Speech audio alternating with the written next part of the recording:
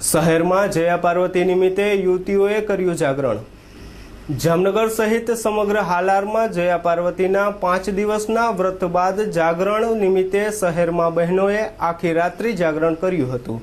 પોલીસની સતર્કતાને કારણે અને સતત પેટ્રોલિંગને કારણે બહેનોએ રાહતનો શ્વાસ લીધો હતો।